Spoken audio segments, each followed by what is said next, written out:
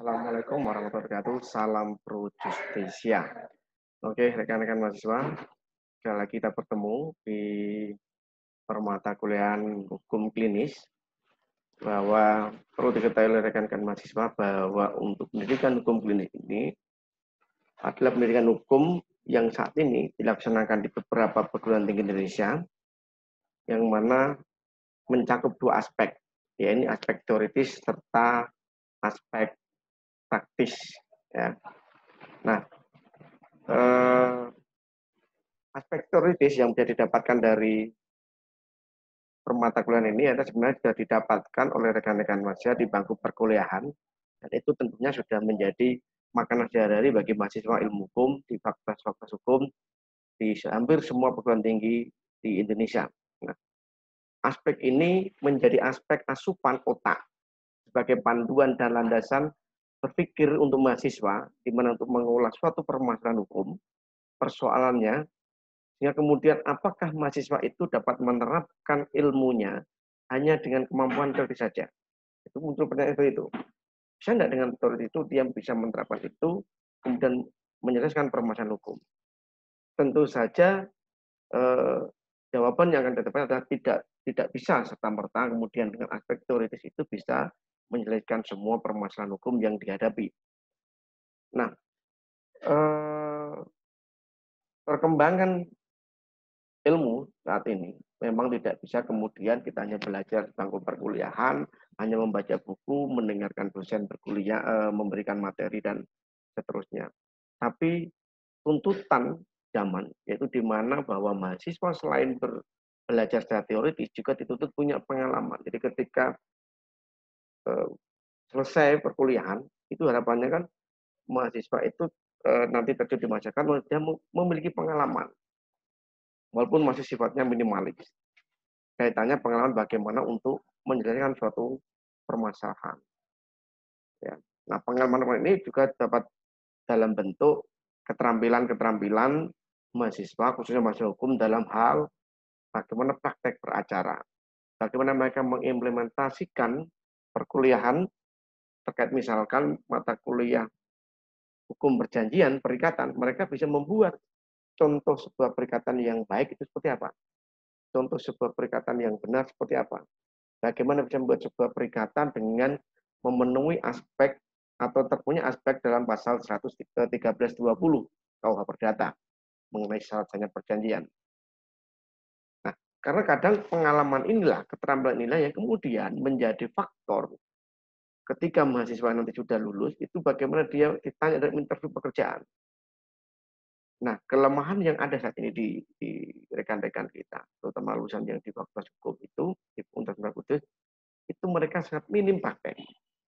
Jadi ketika ada pertanyaan, sudahkah memiliki pengalaman kerja, biasanya minim. Praktek KKL pun hanya sekedar kunjungan, tanya jawab, selesai.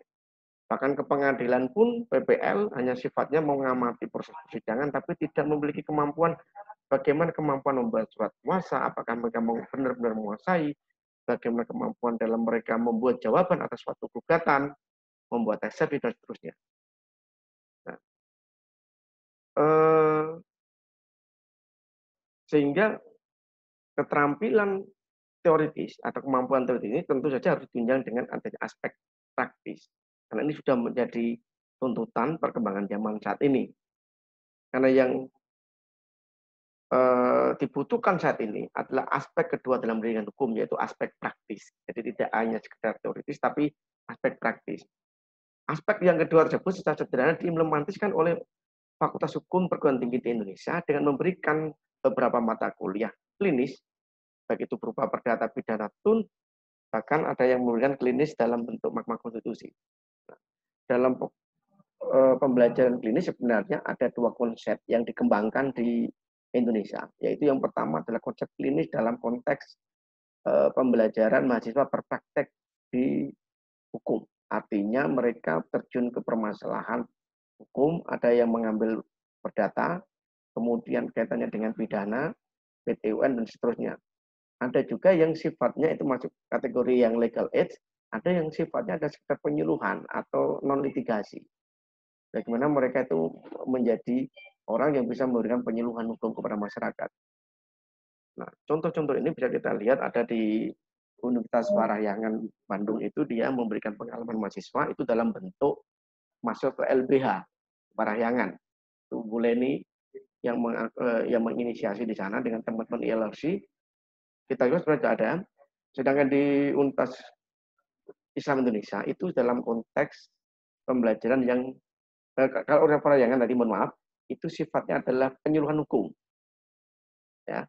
Kemudian di UII itu ada yang sifatnya adalah mereka magang di LBH, kemudian ada beberapa yang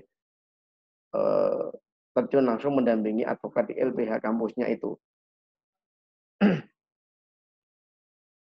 Nah, dihadirkannya mata kuliah hukum klinis itu untuk memenuhi aspek praktis pendidikan di bidang hukum.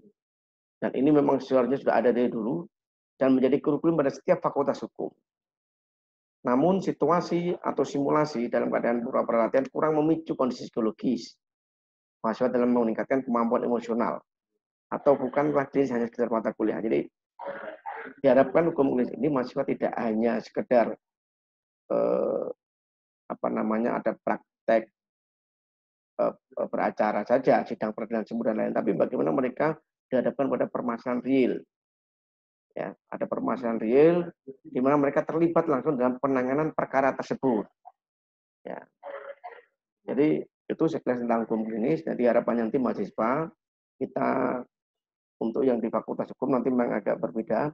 Di sini kita akan bicara tentang bagaimana penerapan pendidikan klinis, pendidikan hukum itu berbasis dengan pendidikan klinis. Ya.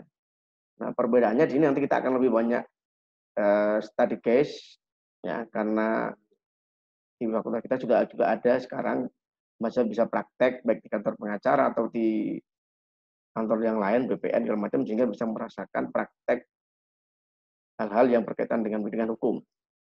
Ya, nanti kita akan coba share beberapa case yang bisa kita diskusikan sehingga nanti harapannya mahasiswa bisa lebih terbiasa atau terasah untuk membahas satu permasalahan. Saya kira itu nanti misalkan ada pertanyaan yang mau disampaikan terkait dengan klinis, rekan-rekan mahasiswa bisa nanti mengajukan melalui aplikasi Sunan atau bisa langsung berkirim email kepada kami sehingga nanti ke depan kita akan mulai bahas. Nah, sebagai tugas awal nanti silakan rekan-rekan mencari 3 case terkait dengan perceraian. Yang pertama adalah perceraian non-Islam. Terserah nanti rekan-rekan mahasiswa mencari apakah nanti pendidikan kasusnya itu yang mengajukan laki-laki atau perempuan, suami atau istri silakan. Kemudian yang kedua adalah untuk perceraian di mana suami di pengadilan agama yang beragama Islam, yaitu yang pertama adalah yang mengajukan permohonan laki-laki atau suami. Kemudian yang kedua adalah mengajukan perbuatan istri. Nah, nanti kita akan coba bedah. Anda silakan buat nyari masing-masing satu case, ya. Nanti dikirimkan ke kami case-nya. Depan kita akan coba saling lempar, nanti kita saling share. Dengan itu nanti bisa kita lakukan bedah kasus. Tuh. Sambil nanti saya akan siapkan satu contoh kasus yang mungkin bisa untuk bahan referensi bagi rekan-rekan mahasiswa dalam melakukan diskusi. Kira-kira itu. Terima kasih. Sampai jumpa untuk yang pertemuan berikutnya. Salam pro justisia. Assalamualaikum warahmatullahi wabarakatuh.